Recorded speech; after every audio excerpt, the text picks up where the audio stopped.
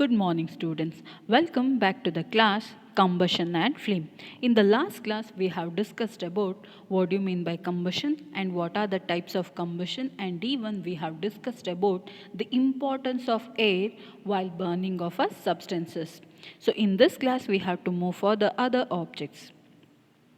The first thing we are having is nothing but inflammable substances. So, what do you mean by inflammable substances? The substances which have very low ignition temperature and can easily catch fire with the flame are called inflammable substances. We have already seen what you mean by ignition temperature. At a very low temperature, if any of the substances catches fire, we are going to call it as which one? Ignition temperature. And they are telling if it is have low ignition temperature and easily if it is catching a fire with the flame, we are going to call it as which one? That is inflammable substances. Example are such as petrol, alcohol and liquid petroleum gas. Still we have more substances, isn't it? The number of more substances when they are exposed, thereby what happen? You can see they are going to catch the fire. Even we can directly give an example such as the perfume bottles which we are using, or even certain sprays which we are using in a home, they also what happen? Easily catches fire. So then what are the conditions for the fire? The conditions is very important because for a complete combustion these are the substances which are very much important. A fuel, the first one, what happens for a burning? A fuel which is very important. A fuel must be a good fuel, and even air, that is a supply of oxygen, and heat. At what temperature it start to burn, isn't it? So these are the conditions in which we can directly say that is a fire which is going to takes place. So we have seen that is fire accidents, isn't it? Whether it can be a big or small, fire accidents are tragedy. It results in a loss of property and even sometimes a life too. You might have seen a number of these fire accidents and even you might have watched, isn't it? Or you might have heard a number of accidents like this, isn't it? So it causes what happens? Number of problems for the destroy of a number of substances and even number of lives of organisms also will be spoiled. For all these things what happens? We have to take up precautionary measures. Students, you might have seen this one, no? What it is? It is nothing but a fire extinguisher. So for which one the fire extinguisher is used? The name itself is saying extinguisher and it is a fire extinguisher. So if any of the places, what happen if a fire catches means thereby you can see this vehicle is going to cut off the presence of fire and saves the number of lives. How do we control fire? Fire can be controlled by removing one or more of our requirements. The job of a fire extinguisher is to cut off the supply of air or to bring down the temperature of the fuel or both. In most cases, the fuel cannot be eliminated. For instance, a building catches fire, the whole building is a fuel. So by that time here what happened? You can see sometimes a number of times or sometimes what happen, water which is sprinkled or water which is poured to cut off the fire, but every time what happen, they will not use which one? That is water. Sometimes what happen, to cut off the fire, thereby they also utilize a certain amount of gases or certain amount of mud also, thereby water will not extinguishes the fire in every time. So what are the types of combustions then? We are having that is three types of combustion. One is a rapid combustion and another one spontaneous combustion and even explosion. For the explosion we can directly say that is a crackers it may be or a bomb it may be. So, the first one, a complete combustion. When you light a gas stove in the kitchen, what do you observe? We find that gas burns rapidly and produces heat and light. Such combustion is known as rapid combustion. If it burns rapidly and produces more heat, then we are going to call it as rapid combustion. And in the forest fire, what happens? The type of combustion in which a material suddenly bursts into flames.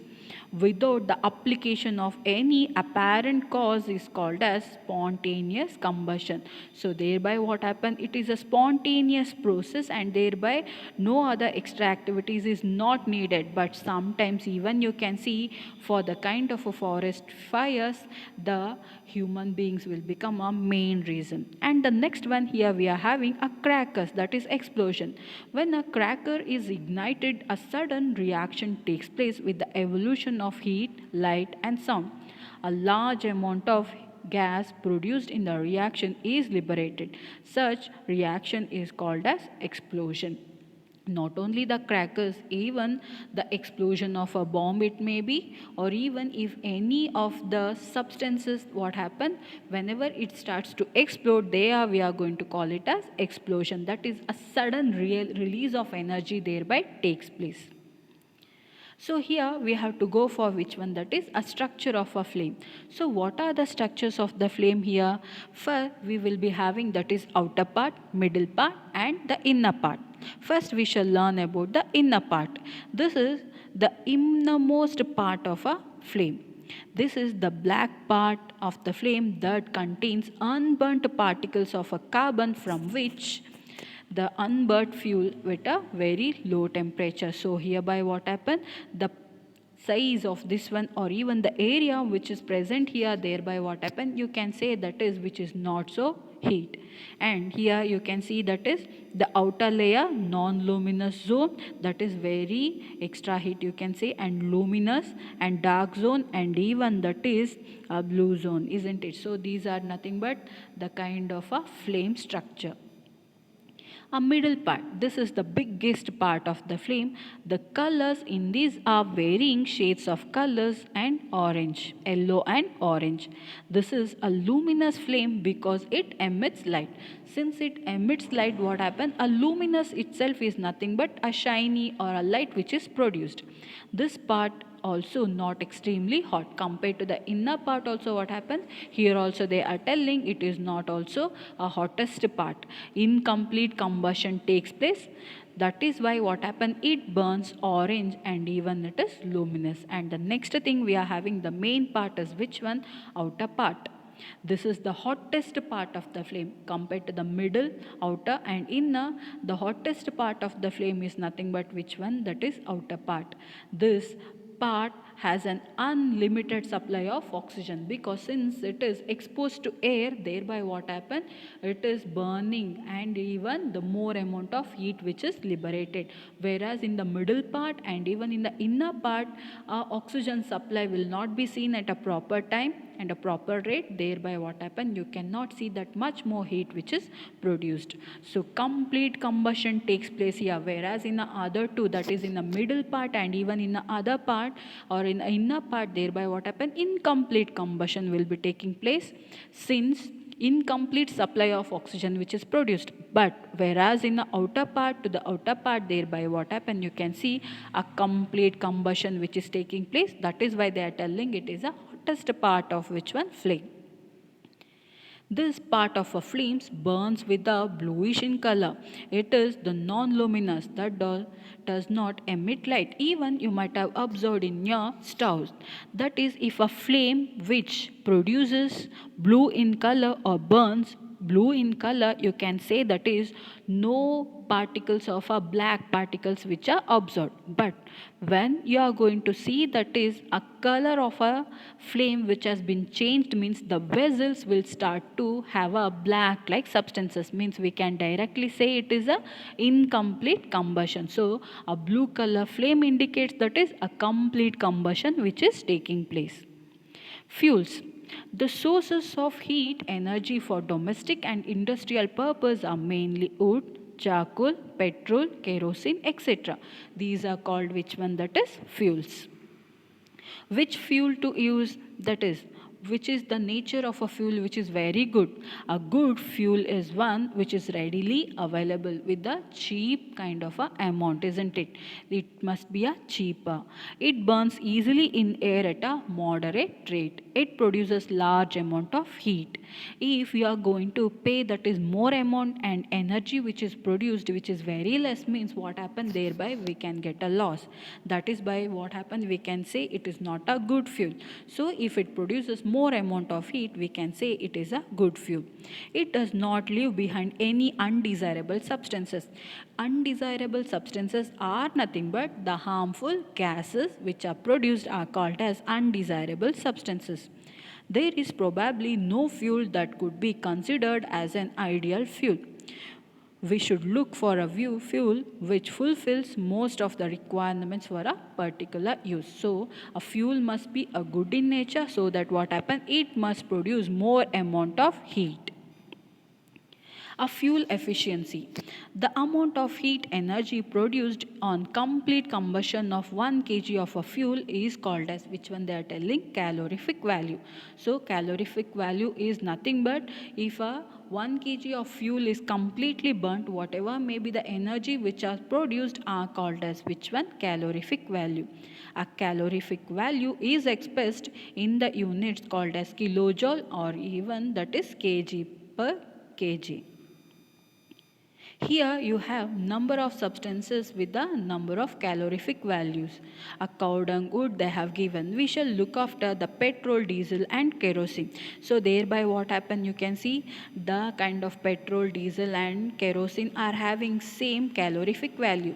But the LPG which we are using, what happen is having higher calorific value. That is why what happens nowadays, you can see that is even the cars or autos, thereby what happen, they are utilizing a fuel as a LPG because it has more efficiency when you compare to which one, a petrol, kerosene and even diesel.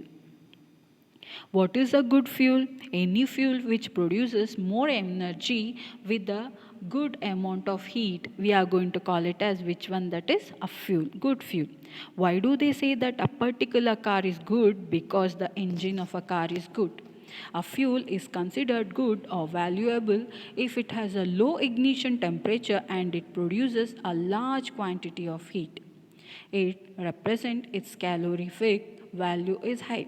Ideal fuel should be easy to store, leave behind ash after being burnt and burn easily. They are cheap, easily available, produce no harmful odor.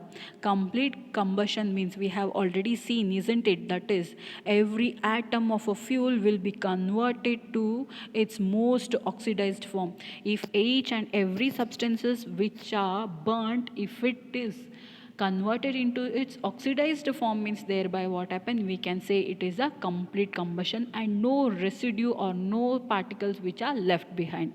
If the particles which are left behind means we can directly call which one, it is a incomplete combustion. Examples here they have given, that is carbon which is oxidized means carbon dioxide, hydrogen which is oxidized, that is hydrogen, and water reacts means automatically we are getting what, water, and nitrogen directly we can say that is N2 plus O is equal to NO2, and even sulfur dioxide, that is sulfur, it may not be usually a sulfur trioxide.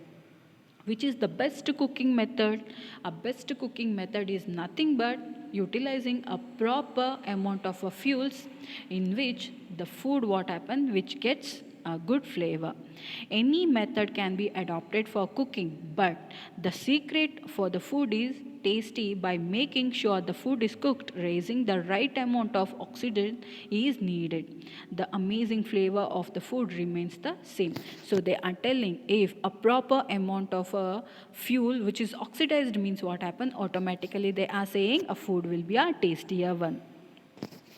Burning of fuels leads to harmful products, isn't it? Any of the substances which are burnt in nature, thereby what happen, causes number of problems. Like we can say asthma it may be, or acid rain it may be, or any other kind of global warming also, isn't it? A carbon fuels like wood, coal, petroleum release unburnt carbon. It is dangerous pollutants causing respiratory diseases such as which one? Asthma. So thereby what happens if a carbon particles which are left behind means while inhaling oxygen we are going to intake carbon particles. By there what happens? These are the dust particles will starts to in the lungs, that is they starts to store in the lungs, thereby produces which one? That is breathing problems such as a asthma. In complete combustion, as I already told, instead of carbon dioxide they produces which one? Carbon monoxide. Since it is a very dangerous gas or a poisonous gas, what happen? Carbon monoxide decreases the amount of supply of oxygen. If oxygen supply in a body is reduced means what happen? Thereby the body cannot undergo cellular respiration. If a body does not get sufficient amount of oxygen means thereby what happen? We can say that is a body is going to fail, or even number of other problems are going to arise, and even it may lead to the death of a body. It is dangerous to burn coal in a closed room because carbon monoxide gas produced can kill person sleeping in that room. So thereby what happened, as I told in the previous one, it is going to cut off which one? Oxygen level in a cellular respiration. Combustion of most fuels releases carbon dioxide in the environment. Increased concentration of carbon dioxide, what happens in the air, is believed to cause global warming. In the last chapter, I have already told that what happened, the carbon monoxide or the carbon particles which are produced will survive in which one? That is in the environment. Whenever they are more in concentration, they start to trap the heat from a sun, and thereby this heat will not be reflected. Thereby the heat which is produced or heat which is trapped by the sun to the carbon dioxide will increases the temperature of earth. It may lead to which one? Global warming. So global warming means we all know that what happens, and temperature increases, the ice glaciers and all what happens will start to convert into the water, and thereby sea level also what happens? Will automatically increases. Burning of coal and diesel releases sulfur dioxide gas. It is an extremely suffocating and corrosive gas, isn't it? So the sulfur dioxide is also suffocating, and even it creates number of problems. Moreover, petrol engines give off gaseous oxides of nitrogen. So these things what happen are sulfur dioxide gas and even a gaseous nitrogen whenever they are released into the environment by the factories, it may be, or even by the vehicles, they react with which one? Rainwater. Whenever they react with the rainwater, this sulfur dioxide and even nitrogen oxide reacts with water, forming sulfuric acid and even nitric acid. The sulfuric acid and nitric acid are nothing but what? They are nothing but acids. Whenever these reacts with rain, along with the rain we are going to have acid, means we are going to call it as which one? That is acid rain. Such rain we are going to call it as acid rain, and it is very harmful for our crops, buildings and even soil.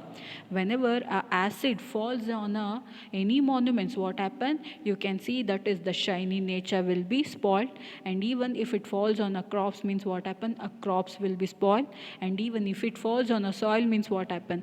The microorganisms which are present in the soil will be destroyed, and even nutrients also will be destroyed. Thus how this acid rain is very dangerous.